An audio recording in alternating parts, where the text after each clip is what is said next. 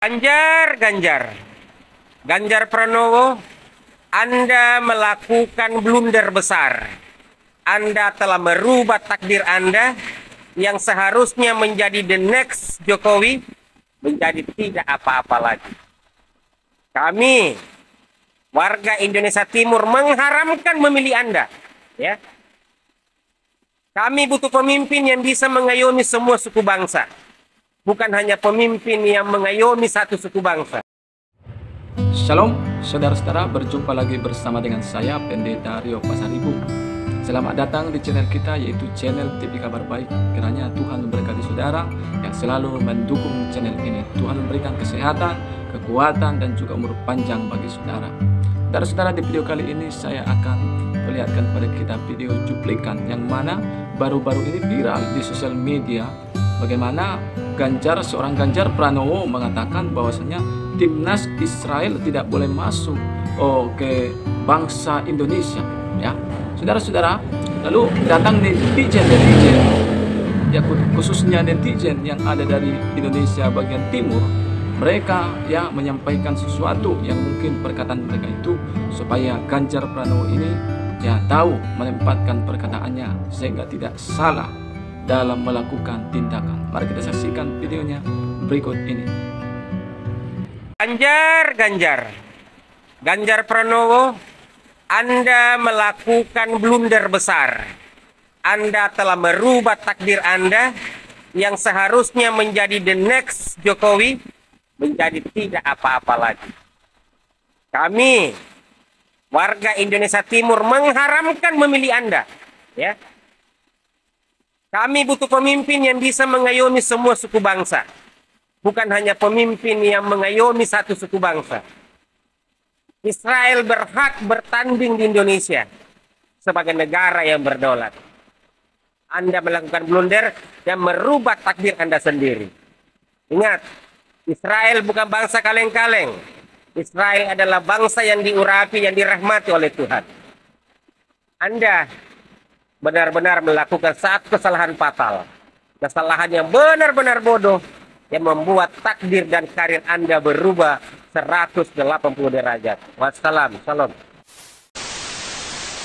Olahraga, apalagi sepak bola, itu tidak boleh dicampur adukkan dengan politik. Itu clear menjadi statuta dari FIFA. Ya. Dan timnas Israel include di dalam peserta Piala Dunia U20. Mereka telah berjuang di babak penyisihan, berdarah-darah, sehingga mereka lolos ke Piala Dunia. Saya harus marah, sebab orang Israel tidak pernah meminta untuk dilahirkan sebagai orang Israel. Sama halnya dengan saya tidak pernah meminta dilahirkan di Indonesia. Tapi destiny atau takdir kita mengatakan lain. Melarang mereka bertanding hanya karena mereka orang Israel adalah menentang Tuhan sebenarnya. Kesebelasan atau timnas Israel tidak pernah meminta mereka lahir di Israel. Itu adalah takdir Tuhan.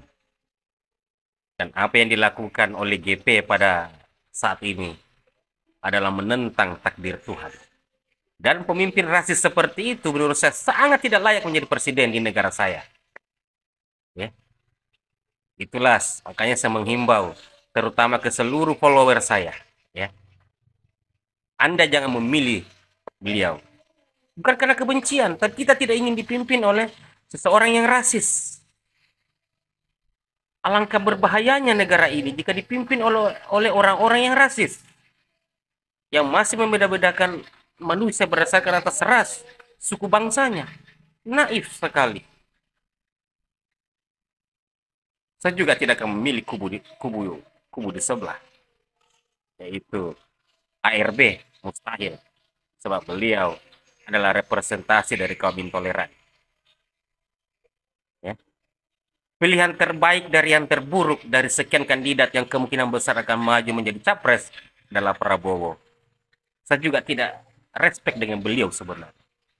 Tapi pilihan terbaik dari yang terburuk ketika ketiga calon ini maju adalah beliau. Paling tidak, beliau tidak pernah memisah-misahkan manusia berdasarkan ras. Sebab beliau tahu bahwa ras atau suku bangsa adalah takdir Tuhan, bukan keinginan kita. Salam. Mungkin banyak netizen seperti komentar ini yang menyesalkan dan menyayangkan. Kayak kenapa sih Pak Ganjar harus ngeluarin statement begitu? Mungkin banyak yang ngerasa ini blunder. Tapi hari ini gue akan bahas 4 alasan kenapa gue merasa ini belum tentu langkah yang salah.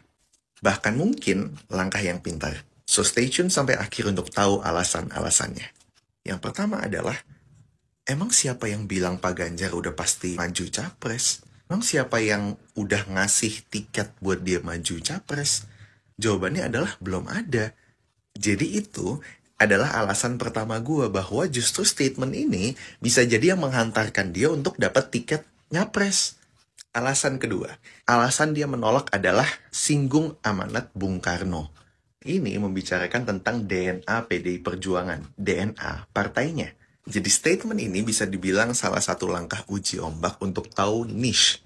Niche itu istilah di dunia marketing yang berarti ceruk, spesifik. Teorinya adalah misalnya kita mau bangun bisnis, kita harus tahu niche kita siapa. Target market utama kita siapa. Siapa orang yang benar-benar suka banget sama bahan kita. Jadi sekalipun ada yang nggak suka, tapi ada juga yang suka. Tindakan mengkonotasikan Bung Karno dengan Pak Ganjar akan sangat menguntungkan dia kalau dia beneran maju jadi capres. Ketiga, karena masyarakat Indonesia terutama netizen itu maha pemaaf. Gue punya satu video khusus yang ngebahas tentang apakah ada yang sebenarnya disebut pengalian isu. Tapi kalau di poin kedua tadi ada orang yang beneran suka banget, ada orang yang setuju banget, ada juga orang yang nggak setuju. Dan Pak Ganjar masih punya 1 tahun ke depan buat bikin yang nggak suka lupa atau memaklumi. Alasan keempat, berkaitan erat dengan tokoh-tokoh politik besar nasional.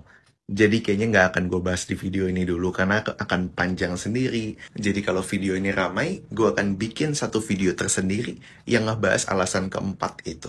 Jadi so far, terhadap 3 alasan tadi, kalian setuju atau nggak setuju? Ya, baru saja kita sudah menyaksikan video cuplikan tadi, ya. Jadi saya sangat setuju dengan apa yang dikatakan oleh Bapak Indonesia dari Timur itu yang mengatakan bahwasanya kita tidak boleh membeda-bedakan ras, suku ataupun agama, ya. Jadi bangsa Israel adalah bangsa yang diberkati oleh Tuhan. Jadi apalagi yang akan terjadi ini kan olahraga. Jadi olahraga kita tidak boleh sangkut pautkan dengan agama, dengan suku, ras, dan juga bahasa. Kita tidak boleh sangkut pautkan, ya. Karena dengan demikian, ya, Bapak Ganjar mengatakan demikian bahwasanya timnas bangsa Israel tidak boleh masuk Indonesia. Ya, itu adalah kesalahan yang telah dilakukan oleh Bapak Ganjar.